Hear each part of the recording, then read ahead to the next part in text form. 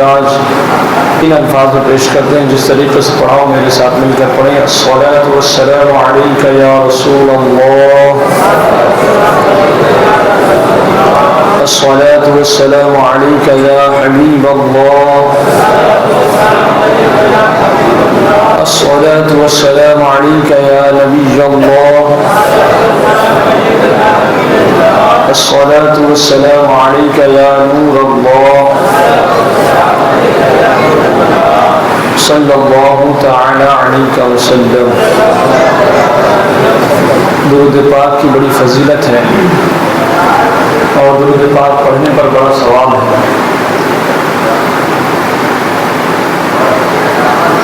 ہم بھی پڑھیں، آپ بھی پڑھیں، اور یہ سلسلہ آخری سانس تک ہو، یہ ہمارے اور آپ کے لیے سعادت مندی ہے۔ حدیث پاک میں سرکار فرماتے ہیں کہ بڑا ہی ظالم ہے، بڑا ہی بخیل ہے، کنجوس ہے وہ شخص جس کے سامنے میری عظمتوں کا ذکر کیا جائے، میرا بیان کیا جائے، میری بات کی جائے اور مجھ پر درود پاک نہ پڑھے۔ ایک روایت ہے کہ حضرت ابو ہریرہ رضی اللہ تعالیٰ عنہ سے روایت ہے کہ حضور اکرم صلی اللہ علیہ وسلم نے ارشاد فرمایا کہ جو مجھ پر درود پاک پڑھنا بھول گیا وہ جنت کا راستہ بھول گیا۔ تو درود شریف کوئی معمولی عمل نہیں ہے، اس لیے جب جب موقع ملے، جیسے جیسے موقع ملے، ہم تنہا ہوں، جماعت میں ہوں، لوگوں کے ساتھ ہوں، گھر میں ہوں، کاروبار سے لگے ہوں، جب کبھی بھی ہو ہماری زبان درود پاک سے خالی نہ رہے۔ اور حدیث پاک ہے کہ جو شخص ایک بار درود پاک پڑھتا ہے اللہ تعالیٰ اسے 10 نیکیاں عطا فرماتا ہے۔ بڑی فضیلت کی چیزیں اللہ تبارک و تعالیٰ نے خود اس عمل کو اپنی جانب منسوخ فرمایا کہ بے شک اللہ اور اس کے فرشتے نبی کونین صلی اللہ علیہ وسلم کی شان اقدس میں، ان کی بارگاہ میں درود بھیجتے ہیں، رحمت بھیجتے ہیں۔ اے ایمان والوں، تم بھی خوب خوب درود و سلام بھیجو، پڑھو کہ اللہ تعالیٰ کا برائے ہوا قانون ہے، دستور ہے، اللہ تعالیٰ نے اسی دستور کو ہم پر نافذ فرمایا۔ اس لیے جب موقع جیسے مل جائے ہماری کوشش ہونی چاہیے کہ ہم جمعہ کے دن بطور خاص ہم فری ہوتے ہیں، کچھ وقت پہلے نکال کر مسجد میں آ جائیں، درود پاک پڑھ لیا کریں۔ قرآن پاک کی بہت ساری صورتیں ہیں جن کی بڑی فضیلت ہے، ان صورتوں کی تلاوت کر لیا کریں۔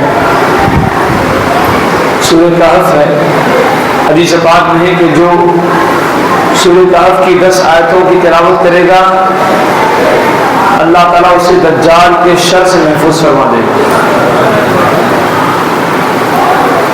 سورہ یاسین ہے، سورہ رحمان ہے، سورہ کہف ہے، سورہ جمعہ ہے، بے شمار صورتیں ہیں۔ آپ پڑھیں گے بڑا ثواب بھی ملے گا اور روحانیت سے اور تازہ ہو جائیں گے آپ کا عقیدہ پختہ ہوگا، عمل پختہ ہوگا، ترجمے کے ساتھ پڑھیں گے اور فائدہ ہوگا۔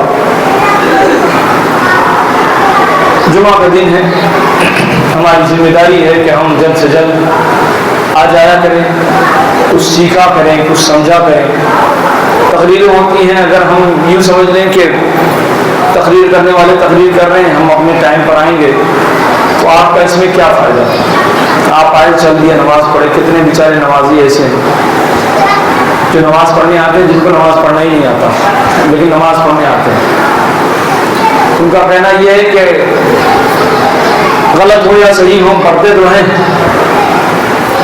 قبول کرنا نہ قبول کرنا یہ اللہ کے ذمہ کرم پر ہے۔ تو اتنا بول کے بچ جاتے ہیں، تو اتنا بولنے سے کوئی بچے گا نہیں اللہ کی گرفت میں۔ اللہ تعالیٰ اس عمل کو قبول فرماتا ہے جو خالص اس کے لیے ہو، اور جو خالص عمل اللہ کے لیے ہوگا تو ظاہر سی بات ہے کہ بندہ بڑی تیاری کے ساتھ کرے گا۔ اس کا مطلب یہ ہے کہ اس کا عمل خالص نہیں ہے اللہ کے لیے، اس لیے ایسی باتیں کر رہا ہے۔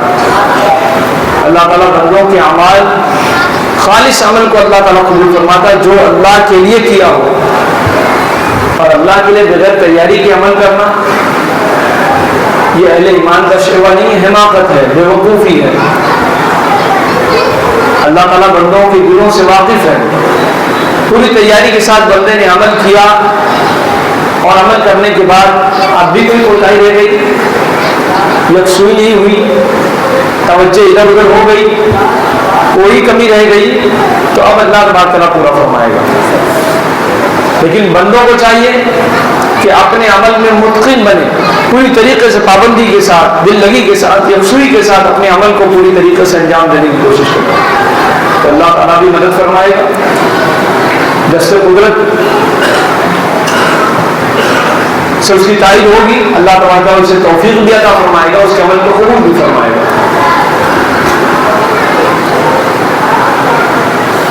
آج جمعہ کا دن ہے، ابھی تو ہمارے معاشرے میں ایک الگ ہی فضا، ایک فیسٹیول قائم ہے، پولیٹکس کا فیسٹیول ہے، لوگ منا رہے ہیں۔ ابھی تو چل ہی رہا ہے وہ معاملہ، کتنے رات رات جاگ رہے ہیں، جمعہ بھی چھوٹ جائے گی، ابھی کتنوں بھی چھوٹ جائے گی، تو وہ سب اپنی جگہ، وہ دنیا داری ہے اپنی جگہ، لیکن جو دینداری ہے اس سے مقدم رکھنا چاہیے انسان کو، اس کا پہلا خیال رکھنا چاہیے کہ آج جمعہ کا دن ہے، جلد سے جلد تیار ہو کر مسجد میں آ جائیں۔ اور میں نے حدیث پاک آپ کی خدمت میں پیش کیا تھا، گزشتہ بھی اور پہلے بھی آپ نے سنا کہ جو شخص اہتمام جمعہ کرے گا، جمعہ کے اہتمام میں غسل کرے گا اور اولین لوگوں میں آنے کی کوشش کرے گا اور پھر نماز پڑھے گا، خطبہ سنے گا، اور اسی حال میں وہ اپنے گھر لوٹے گا، تو جمعہ کی برکتوں کو سب کرتے ہوئے اللہ تعالیٰ اس کی مغفرت فرما دے گا، اس کی بخشش ہو جائے گی۔ اہتمام جمعہ کی یہ فضیلت ہے۔ ہمارے لوگ بڑے دور ہیں، انہیں مغفرت کی ضرورت نہیں ہے، تو یہ سب کی کوشش ہونی چاہیے۔ اللہ تعالیٰ ہماری قوم کو، ہم سب کو عقل سلیم عطا فرمائے اور نیک عمل کی توفیق عطا فرمائے۔ آج جو عنوان سخن ہے، کچھ اس حوالے سے بھی گفتگو کی جائے۔ شریعت مطہرہ میں جس آیت کریمہ کی میں نے تلاوت کا شرف حاصل کیا، اللہ تعالیٰ قرآن پاک میں ارشاد فرماتا ہے کہ الرجال قوامون علی النساء، کہ مرد جو ہے عورتوں پر حاکم ہے، مرد عورتوں پر حاکم ہے۔ درود پاک پڑھیں، اللہم صلی علی سیدنا مولانا محمد بارک وسلم، صلاۃ و سلام علیک یا رسول اللہ صلی اللہ علیہ وسلم۔ جو قرآن پاک عظیم الشان کتاب ہے، حقوق کے حوالے سے قرآن پاک میں دونوں جنس، فیمیل، میل فیمیل، دو جنڈر، مذکر اور مؤنث، مرد اور عورت، ان دونوں کی کیٹیگری کو بیان کرنے کے بعد اللہ تعالیٰ نے ان دونوں پر جو مقدم ہے، جس کا درجہ اول ہے، جس کی ذمہ داریاں اور پوزیشن پہلے نمبر پر ہے، اللہ تعالیٰ نے قرآن پاک میں اس کا ذکر فرمایا، الرجال قوامون علی النساء، مرد عورتوں پر حاکم ہے۔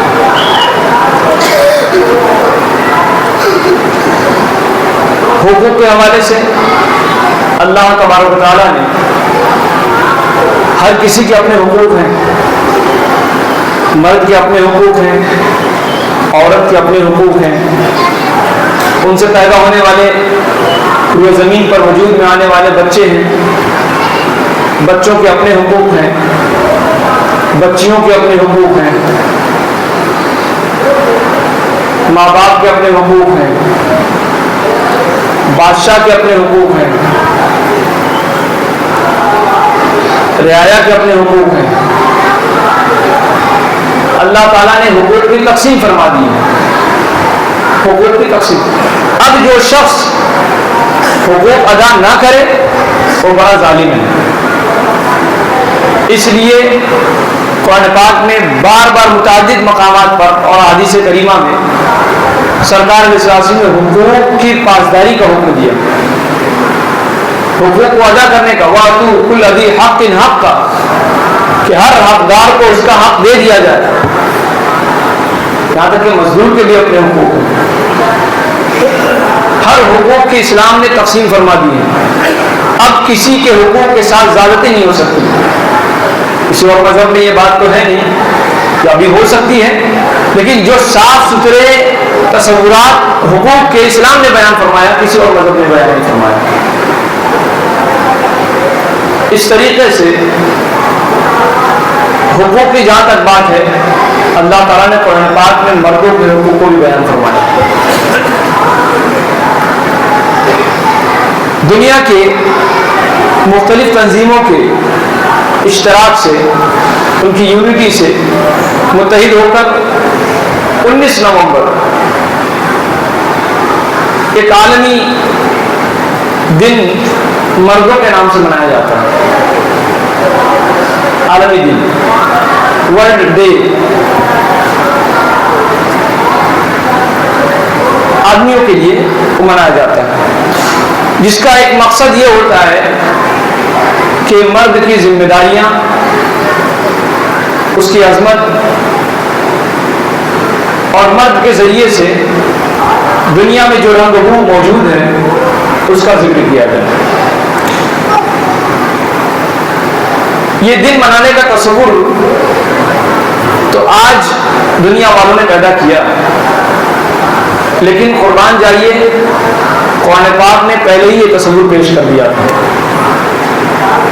قرآن پاک نے یہ تصور پہلے پیش کر دیا تھا۔ پہلے 1991 میں یہ تصور پیش کیا گیا، اور پھر 1992 میں اس تصور کو منظوری ملی، اور 1999 میں باضابطہ طور پر یہ دن منانے کا آغاز ہوا۔ انسان جب خواب و خیال میں تھا اور کسی چیز کو ایجاد کرنا ہے نہیں کرنا ہے، کسی کو قانونی حیثیت دینی ہے نہیں دینی ہے، اس قسم و کرسی کے عالم میں تھا، تو قرآن پاک نے الرجال قوامون علی النساء بیان کر دیا تھا، اس قانون کو بیان کر دیا تھا کہ مرد کی ذمہ داریاں بڑی ہیں، مرد کی عظمت کے چرچے بلند ہیں، اور مرد جو ہے عورتوں پر حاکم ہے۔ قرآن پاک نے اس کا بیان پہلے ہی کر دیا تھا۔ قرآن پاک کی اگر کی معلومات اور اس کی اسٹڈی کی جائے تو بہت ساری ایسی چیزیں ہیں جو کھل کر سامنے آتی ہیں۔ انسان اب سوچ رہا ہے، غور و فکر کر رہا ہے اور نتیجہ اخذ کر رہا ہے۔ قرآن پاک نے برسوں کبھی آج سے 1400 سال پہلے ہی جو ہے اس چیز کا اعلان کر دیا اور اس کی وضاحتیں کر دی۔ مرد اور عورت یہ دونوں عادت و اطوار کی بنیاد پر، مرد کی عادتیں عورتوں کی عادتیں دونوں میں بے انتہا فرق ہے۔ مرد کی نفسیات عورتوں کی نفسیات میں بے پناہ فرق ہے۔ دونوں کے فرق ہونے کے باوجود آپ اندازہ فرمائیں کہ اللہ تعالیٰ نے دونوں کو معاشرے کا اہم ستون قرار دیا ہے۔ دونوں کو اللہ تعالیٰ نے معاشرے کا اہم ستون قرار دیا۔ ایک ستون قائم نہیں ہو سکتا ایک کے بغیر، دونوں قائم ہیں تو دونوں سے نظام معاشرہ چل رہا ہے۔ دونوں میں سے ایک بھی ٹوٹ جائے تو معاشرہ برقرار نہیں رہ سکتا، معاشرے کا استقرار ممکن نہیں ہے، معاشرہ ٹوٹ جائے گا، بکھر جائے گا۔ اور اتنا ہی نہیں بلکہ دونوں ایک دوسرے کے لیے لازم و ملزوم بھی ہیں۔ عورت ہے تو مرد کا تصور ہے، مرد ہے تو عورت کا تصور ہے۔ اللہ تعالیٰ نے ایسا نظام قائم فرمایا، اور اللہ تبارک تعالیٰ نے فطری طور پر دونوں کو مختلف ظاہری اور جسمانی ساخت کی وجہ سے تبدیل فرمایا ہے. مرد عورت کے مقابل نہیں ہے، عورت مرد کے مقابل نہیں ہے. دونوں کی اپنی ساخت ہے، جسمانی ساخت ہے. دونوں کا باڈی اسٹرکچر الگ ہے، دونوں کے جسمانی ظاہری حیت و صورت الگ ہے. اور اتنا ہی نہیں بلکہ اللہ تعالیٰ نے اور بیشتر کئی ساری خوبیوں سے نواز کر اللہ تعالیٰ نے دونوں کو ایک دوسرے کا رفیق بنایا، ہیلپر بنایا، معاون بنا دیا. یہ تصور نہیں کیا جا سکتا کہ مرد ہو اور وہ تنہا ہو، یا عورت ہو وہ تنہا ہو. یہ تصور نہیں کیا جا سکتا. ہمارے معاشرے کے اندر عورتوں کے حقوق کی بات تو بہت ہوتی ہے، آپ جانتے ہیں. باضابطہ طور پر عورتوں کے حقوق کی بات کرنے کی بہت ساری تنظیمیں تیار ہو چکی، بن چکی ہیں، جو نسوانیت کی بات کرتی ہیں، عورتوں کے حقوق کی بات کرتی ہیں. ایک ہم جانتے ہیں مہیلا منڈل بھی بولتے ہیں اس کو، وہ خواتین کے حقوق کی بات کرتے ہیں. جہاں زیادتی ہوئی خواتین پر وہ پہنچ جائیں گے، وہ پریشان کرنے لگیں گے. ایسا بہت ہوتا ہے ہمارے معاشرے میں. اور نہ جانے کتنی وومن کے نام پر، عورتوں کے نام پر ان کی آزادی، ان کے حقوق، ان کی ذمہ داریوں کے حوالے سے بہت ساری تنظیمیں کام کر رہی ہیں. لیکن اتنا سب کچھ ہونے کے باوجود آپ جو ہے کبھی مرد کے حوالے سے، مرد کی ذمہ داریوں کے حوالے سے کوئی ایسی موومنٹ آپ کے نظر میں نہیں گزرے گی جو مرد کے حقوق کی بات کرتی ہے. عورتوں کے لیے بہت ہے، لیکن مرد کے لیے شاید کوئی ایسی تحریک اور تنظیم ہو جو یہ کام کرتی ہے. بہت کم ان کا تذکرہ ہوتا ہے، ان کی قربانیوں کا تذکرہ کم ہوتا ہے، ان کی ذمہ داریوں کا تذکرہ کم ہوتا ہے، لیکن عورتوں کے حقوق کی بات ہوتی ہے. قرآن پاک نے برجستہ انداز میں الرجال قوامون علی النساء کہا کہ مرد جو ہے عورتوں پر حاکم ہے. کوئی کہے نہ کہے، لیکن قرآن پاک اپنے پلیٹ فارم سے الہی انداز میں اللہ تبارک و تعالیٰ ارشاد فرماتا ہے کہ اتنا سب کچھ ہونے کے بعد بھی عورتیں مرد کے ماتحت ہیں. عورتیں مرد کے ماتحت ہیں. بہت ساری ذمہ داریاں ہیں جو عورتیں نہیں کر سکتی، مرد ہی کر سکتا ہے. بہت ساری چیزیں ہیں. اللہ تعالیٰ نے دونوں کو مساوی قرار دیا ہے. حقوق کی ادائیگی میں عورتوں کے اپنے حقوق ہیں، مردوں کے اپنے حقوق ہیں. کسی کے حقوق کی تلفی نہیں ہوئی ہے شریعت مطہرہ میں. اللہ تعالیٰ نے کسی کے حقوق کو تلف نہیں کیا، ضائع نہیں کیا. سب کے اپنے حقوق ہیں. جہاں پر اللہ تعالیٰ نے عورتوں کو گھر کی ذمہ داریاں دی ہے، وہیں مردوں کو اللہ تعالیٰ نے باہر کی ذمہ داریاں دی ہیں. کسب معاش کے سلسلے میں مرد جو ہے عورتوں سے بالکل مختلف ہے، اور اس کی ذمہ داری ہے کہ گھر چلانا ہے. اسے باہر نکلے گا، خون پسینے ایک کرے گا، محنت و مشقت کرے گا، بھوکا رہے گا، پیاسا رہے گا، دقت و پریشانیوں کا سامنا کرے گا، اور اپنے اولاد کی، گھر والوں کی زندگی کو رونق بخشے گا اور چین و سکون کی سانس ادا کرے گا. یہ مرد کی ذمہ داریاں ہیں. اس لیے مرد جو ہے مختلف کیٹیگری کے لحاظ سے، مختلف حیثیت سے متعارف ہے اور جانا جاتا ہے. مرد سرپرست اعلیٰ کی حیثیت سے جانا جاتا ہے. آپ اندازہ فرمائیں کہ گھر کے اہم امور میں جب بڑے فیصلے ہوتے ہیں تو گھر کی خواتین کو ایک طرف اور گھر کے مرد ایک طرف ہوتے ہیں. اہم فیصلے ہوتے ہیں کیونکہ خواتین بہت ممکن ہے، اللہ تعالیٰ نے ناقصات العقل کہا، ان کی فہم و فراز باتوں کی تہہ تک پہنچ سکے نہ پہنچ سکے، بات کی گہرائی تک وہ پہنچ سکے نہ پہنچ سکے، لیکن مرد اپنی بات میں پختہ ہوتا ہے، اصابت رائے کا حق ہوتا ہے، اور جو کہتا ہے وہ سچا ہوتا ہے. اپنی بات کو بروئے کار لانے کے لیے، اپنے فیصلے کو پختگی بخشنے کے لیے، استحکام بخشنے کے لیے مرد جو ہے اپنی تمام تر باتوں کو سنتا ہے، سمجھتا ہے، دیکھتا ہے اور فیصلے کرتا ہے. تو اہم فیصلوں میں ہم نے دیکھا ہے کہ گھر کے مرد ہی اہم فیصلے لیتے ہیں. اور پھر اتنا ہی نہیں، بڑے بڑے جو عہدے ہوتے ہیں ان پر مرد ہی فائز ہوتا ہے. اسے چلانے کا شعور ہوتا ہے، اختیار ہوتا ہے. وہ عورتیں نہیں کر سکتی. اور اللہ تعالیٰ نے فہم و فراز کے لحاظ سے عورتیں طبیعت میں بھی اور فہم و فراز کے لحاظ سے بھی مردوں کے مقابل میں عورتیں کم ہیں. اس لیے اللہ تعالیٰ نے مردوں کو استحکام عطا فرمایا ہے اور فہم و فراز میں انسانوں کی کیٹیگری میں فہم و فراز میں مردوں کے مقابل عورتوں کے مقابل میں مرد جو ہے زیادہ فہم و فراز رکھتا ہے. اتنا ہی نہیں، دوسری حیثیت مرد کی محافظ کی ہے، وہ پروٹیکٹر ہے، اپنے گھر والوں کی حفاظت کرتا ہے، محافظ ہے. ہر طرح کی پریشانیوں سے، دقتوں سے، دشمنوں سے، آنے والے خطرات سے مرد جو ہے اس کا ایک اہم کردار یہ ہوتا ہے کہ وہ محافظ کی حیثیت سے کام کرتا ہے.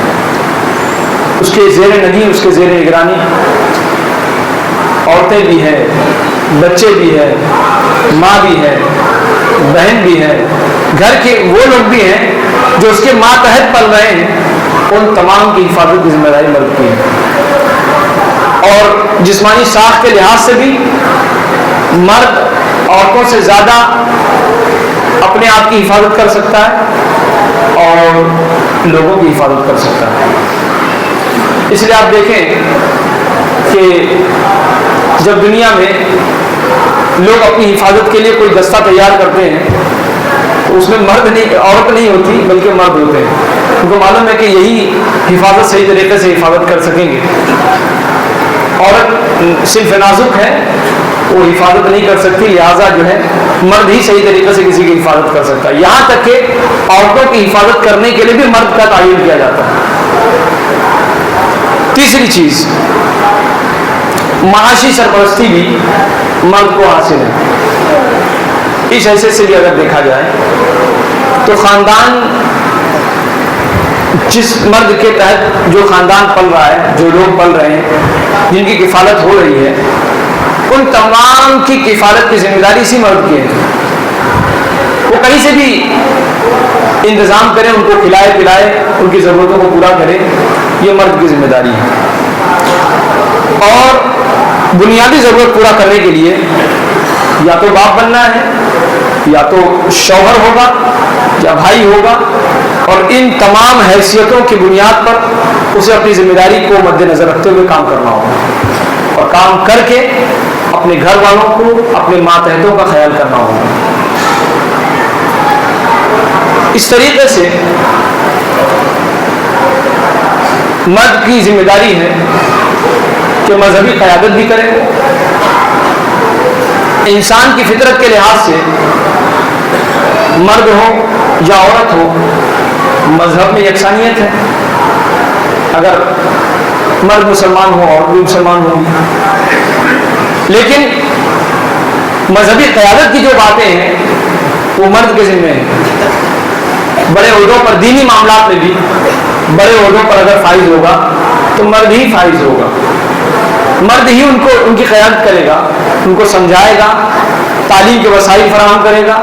مذہبی معاملات میں، مذہبی تہوار میں، مذہبی مجالس میں، مذہبی اجتماعات میں کہاں جانا ہے، کہاں نہیں جانا ہے، یہ سب مرد ہی طے کرے گا عورتوں کے ہاتھ میں.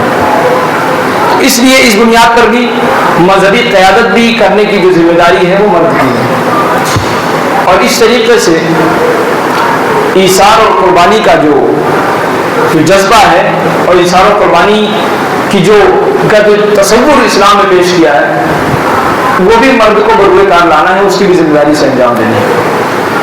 تو کل ملا کر اللہ تبارک تعالیٰ نے جو نظام قائم فرمایا ہے اس میں حقیقت حال یہ ہے کہ اللہ تبارک تعالیٰ قرآن پاک کی روح سے ذہن انسانی کو یہ بات بتلانا چاہتا ہے کہ مرد جو ہے عورتوں پر حاکم ہے.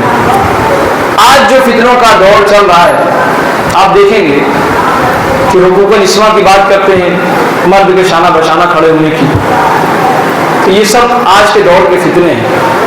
اور اب تو حال یہ ہے کہ بعض گھروں میں، بعض ممالک میں بھی ہم دیکھتے ہیں کہ مرد عورتوں کے کام کر رہے ہیں، عورتیں مرد کا کام کر رہی ہیں. جن گھروں میں پیسے کی ضرورت نہیں ہے، یعنی ایسی ضرورتیں نہیں ہیں کہ پیسہ کمانا ہو، ان گھروں میں بھی ایسے لوگ موجود، ایسی خواتین موجود ہیں جو مرد کے خواہی نہ خواہی، مرد چاہے نہ چاہے، وہ کام کرنے کے لیے باہر جاتی ہیں۔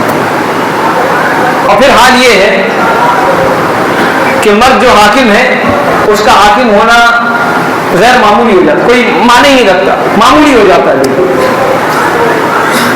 اور حال یہ ہوتا ہے کہ وہ عورتیں جو برقع پوش ہوتی ہیں، عزت جن کی گھروں میں محفوظ ہونی تھی، وہ خواہی نہ خواہی دوسرے اور دروازے پر جا کر، کمپنیوں میں جا کر، کہیں اور جا کر، کبھی ان کی عزتیں محفوظ نہیں ہوتی، نہ جانے کیا کیا کن کن حادثوں کا شکار ہوتی ہیں۔ تو یہ تمام چیزیں بلا ضرورت گھر سے نکلنے کی ہیں۔ اور حال یہ ہوتا ہے کہ اللہ تعالیٰ نے جب انسان کو اور انسانوں میں مرد کو جب یہ حیثیت، یہ پاور دی ہے کہ وہ اپنے گھر والوں کی کفالت کر سکتا ہے، کھلا پلا سکتا ہے، تو پھر عورتوں کو گھر سے باہر نکلنے کی ضرورت کیا؟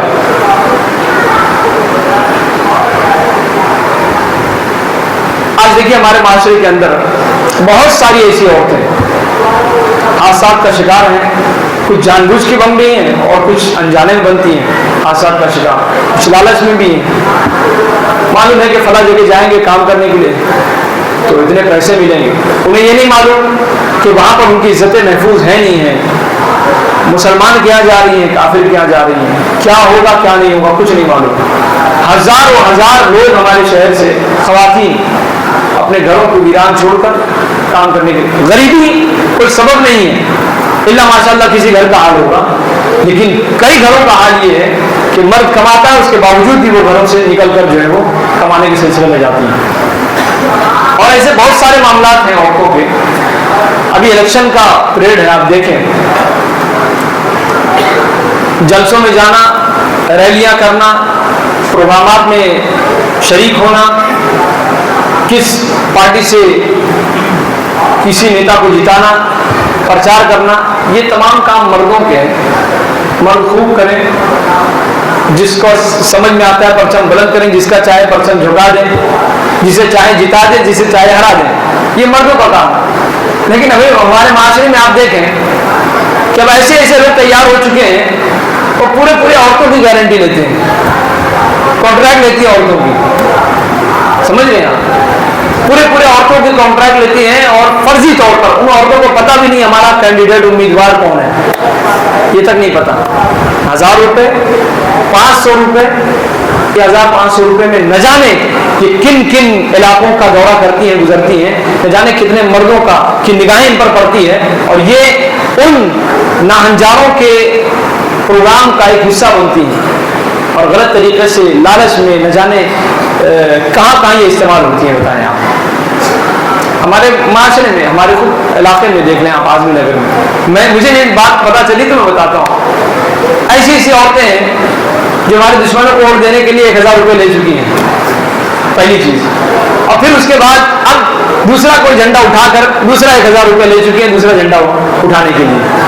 اب اگر تیسری پارٹی کا عروج و زوال آئے گا، بڑی اکثریت ہوگی، تو پھر اس کا بھی جھنڈا لے لیں گی، 3000 روپے ہو جائیں گے۔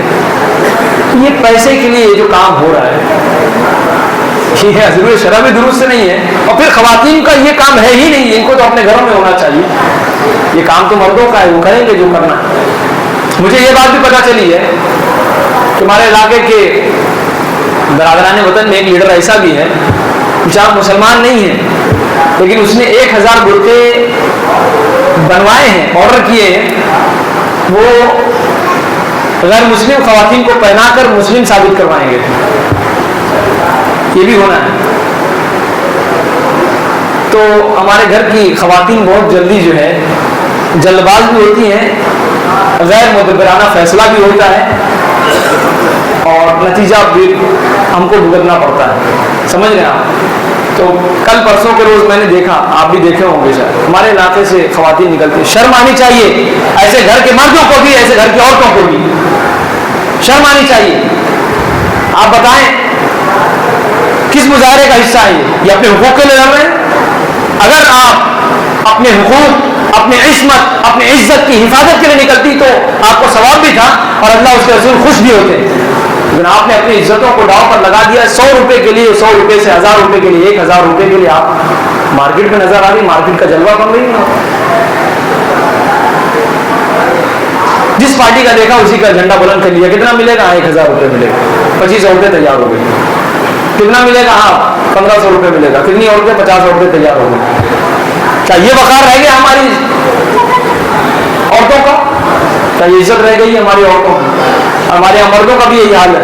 ابھی دیکھیے جو پارٹی, ہر پارٹی کا یہاں جھنڈا لگے گا. ابھی میں تو اپنی نگاہوں سے دیکھ رہا ہوں, ایک روز تو ایسا ہوا کہ ایک پارٹی کا جھنڈا لگا تھا, پتا چلا اس سے کچھ ڈیلنگ ہوئی ہوگی, 50,000 کی, 25,000 کی, جو بھی ڈیلنگ ہوئی ہوگی, 25 لوگ مل کر ڈیل کر لیے ہوں گے, 10 لوگ مل کر کہ بھائی آپ کام کریں گے, ٹھیک ہے بھائی. ایسا مل گیا, 2 روز جھنڈا لگایا, تیسرے روز اس کا جھنڈا نکال دیا. سمجھ رہے ہیں آپ؟ اب اس کے بعد کیا کیے, ایک تیسرے سے مل لیے, میں آپ کا کام کرنا چاہتے ہیں, ٹھیک ہے بھائی آپ ہمارا کام تمام کر دیجیے. تو اب ایسا ہے کہ وہ اس سے بھی ڈیلنگ ہو گئی, پیسے حاصل کر لیے, اور پھر تیسرا جھنڈا لگا دیا, دوسرا جھنڈا لگا دیے. یہ ہو رہا ہے ہمارے علاقوں میں.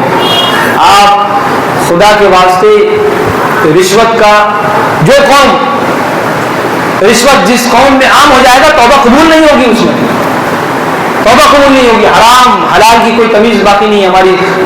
یہی وجہ ہے کہ اب الیکشن کا جو وقت چل رہا ہے, دور چل رہا ہے, اس میں کوئی فیصلے نہیں لے پا رہے ہیں لوگ کہ کیا کیا جائے.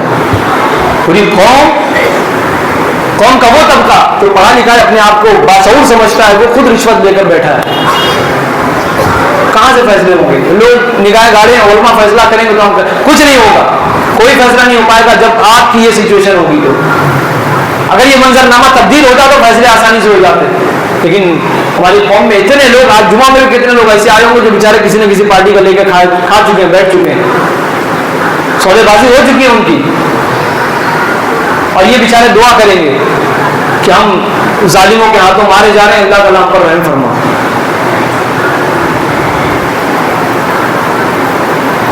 اس لیے یہ تمام باتوں کو مد نظر رکھتے ہوئے مرد کو اللہ تعالیٰ نے حاکم بنایا عورتوں پر, تو ہماری ذمہ داری بنتی ہے کہ اپنے گھر کی نگرانیاں کیا کریں, گھر میں دین نافذ کرنے کی کوشش کریں, گھر میں جو ضرورت ہے ان ضرورتوں کو پورا کرنے کی کوشش کیا کریں. کسی مجبوریوں کے تحت آپ کے گھر کی خواتین باہر نہ نکل سکیں, اس کا آپ کو بالکل خیال کرنا نہیں. آپ اگر حقوق ادا کرنے سے قاصر ہیں تو کل قیامت کے دن اللہ تعالیٰ کی بارگاہ میں آپ کو جواب دینا ہوگا. اور یہ الیکشن تو آج آئے گا, کل چلا جائے گا. آپ پیسوں کے لیے اپنا ضمیر نہ بیچیں. یہ پیسے کے بدلے آپ ووٹ دے رہے ہیں, یہ رشوت ہے, یہ حرام ہے. جیسے زنا حرام, شراب حرام, ویسے یہ حرام. اس لیے اگر آپ یہ کام کرتے ہیں تو خدا کے واسطے آپ یہ نہ کریں. آپ اپنی عاقبت خراب کریں گے. آپ اس کے حرام کا 1000 روپیہ آپ کھائیں گے, آپ کی 40 دن کی عبادتیں ضائع ہو جائیں گی, دعا بھی قبول نہیں ہوگی آپ کی. آپ کیا دعا کریں گے؟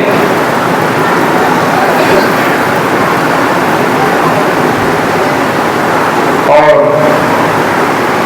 آپ جس کو مناسب سمجھتے ہو آپ اپنا ووٹ دے دیں. جس کو مناسب سمجھتے ہو, جو امیدوار آپ کا, جو بھی مسلم امیدوار جیتنے کی پوزیشن پر ہو, آپ اسے جتا دیں. جو بھی مسلم امیدوار ہو, جیتنے کے پوزیشن میں ہو, آپ اسے جتا دیں. یہ مت کہیں کہ میں اپنا ووٹ تو فلاں کو دوں گا, چاہے وہ جیتے چاہے وہ ہارے. آپ کا یہ جملہ آپ کے دشمن کو فائدہ پہنچا سکتا ہے. اس وقت ہم داخلی اور بیرونی دونوں سازشوں کو شکار ہیں. اندر سے بھی ہم سازش کا شکار ہیں, باہر سے بھی ہم سازش کا شکار ہیں. اور جتنے پولیٹیشین ہیں آپ سب کا کچا چٹا آپ خود جانتے ہیں. ان کے عزائم بھی جانتے ہیں, ان کے ناپاک منصوبے بھی جانتے ہیں, ان کی تاریخ بھی جانتے ہیں, ان کی حیثیت بھی جانتے ہیں آپ کہ کس لائق کے ہیں. اس لیے کوشش یہ ہو کہ جو آپ کا مسلم امیدوار جیتتا ہو آپ اسے جیتا دیں. آپ کی وجہ سے کوئی آپ کا دشمنان اسلام کامیاب نہ ہو سکے, اس کی پوری کوشش آپ کی ہونی چاہیے. آپ جذبات پہ نہ بہ کر حقیقت میں آپ آئیں. میں کسی پارٹی کا, کسی امیدوار کا نام نہیں لوں گا, نہیں تو آپ مجھ سے متفق نہیں ہوں گے, میں آپ سے متفق نہیں ہوں گا. سمجھ رہے ہیں؟ نہیں تو کبھی آپ کو بھی یہ شک ہو جائے گا کہ یار ان کا بھی لگتا ہے کچھ معاملہ حساب کتاب بیٹھ گیا ہے، کبھی اس کا نام لے رہے ہیں. بھائی آپ غلط فہمیوں کا جلدی شکار ہوتے ہیں. دنیا کھاتی ہے کھائے گی، لیکن آپ بدگمانی ہم سے فوراً کرو گے آپ. اور آپ کو اگر آپ کے حلال سے پیٹ نہیں بھرتا تو آپ ناجائز طریقے سے ان کا پیسہ جن کو کھانا ہے کھائیں گے. لیکن آپ اپنی قوم کے ساتھ وفاداری کریں. آپ اپنی ابھی یہ ہندو مسلم ہی چل رہا ہے، ہم کو نہیں چلانا چاہیے یہ سب چیزیں، لیکن ایسی پوزیشن لوگوں نے بنا، ایسی سچویشن بنا دیا ہے کہ یا تو مسلم جیتے یا تو ہندو جیتے. یہ حال ہو گیا. پہلے ہمارے شہر کی تاریخ رہی ہے اور پورے ہندوستان کی تاریخ رہی ہے کہ پہلے ہم ہندو اور مسلم مل کر، دیگر برادران وطن مل کر کام کرنے والے امیدوار کو جتایا کرتے تھے. یہی تھی پوزیشن، جو کام کرتا تھا. لیکن اب کام سب بالائے طاق، اب پیسہ ہے، رشوت ہے اور نہ ہے لوگ ہیں. تو ان نائلوں کی لسٹ میں کون ہوگا ہمیں پتہ نہیں، لیکن ہماری کوشش یہ ہونی چاہیے کہ کوئی بھی مسلم امیدوار جیت کر آئے، کیونکہ اگر آپ اسے نہیں جتائیں گے تو ہم بہت بڑی مصیبت میں گرفتار ہو سکتے ہیں. اس لیے آپ دیانتداری کے ساتھ، ہر فرد، ایک ووٹ بھی ہمارے لیے قیمتی ہے، ایک ایک ووٹ کی بڑی قیمت ہے. آپ کیونکہ اب میرے خیال سے یہ آخری جمعہ، اس کے بعد تو پھر الیکشن ہے. کوشش یہ ہونی چاہیے کہ ہر گھر سے، اور بلکہ فجر کی نماز کے بعد ہی آپ یہ کام تمام کر لیں. پورا سب نکلیں، فجر کی نماز کے بعد نماز فجر ادا کریں، نماز فجر کے بعد آپ اس ذمہ داری سے سبکدوش ہو جائیں. ووٹ دے کر جو ہے اپنی ذمہ داریوں سے آپ سبکدوش ہوں. ہر کوئی ایسا نہ سوچے کہ یار میرے کے ووٹ دینے سے کیا ہوگا کیا نہیں ہوگا. نہیں، ایک ایک ووٹ آپ کے امیدوار کے حق میں قیمتی ہو سکتا ہے، اور باطل کو ہرانے کے لیے بڑا ہی مثبت پہلو اختیار کر، بڑا ہی مثبت کلیدی رول ادا کر سکتا ہے آپ کا ایک ووٹ. اس لیے آپ اسے غنیمت جانیں، معمولی نہ جانیں، بلکہ اس کی اپنی ایک حیثیت ہے. آپ ووٹ کا صحیح استعمال کریں. اگر آپ نے استعمال کر کے صحیح امیدوار کو آپ نے جتا دیا تو آپ نے ثواب کا کام کیا ہے، اپنی قوم کا خیال کیا ہے، قوم کی فکر کی آپ نے، اور قوم کی فکر اور قوم کے خیال میں اگر آپ نے یہ کام کیا تو آپ کو ثواب بھی ملے گا. اور آپ نے اگر اس کا غلط استعمال کیا تو آپ اللہ کی بارگاہ میں مجرم ہیں. آپ نے ناانجاروں کے حق میں فیصلہ کیوں کیا، اس کا بھی آپ سے سوال ہوگا. اس لیے آپ کا بڑا قیمتی وہ حق ہے، آپ اسے بیچ نہیں سکتے. آپ اسے صحیح جگہ پر لگانے کی کوشش کریں. اللہ تبارک و تعالیٰ ہم سب کو نیکیوں کی توفیق عطا فرمائے.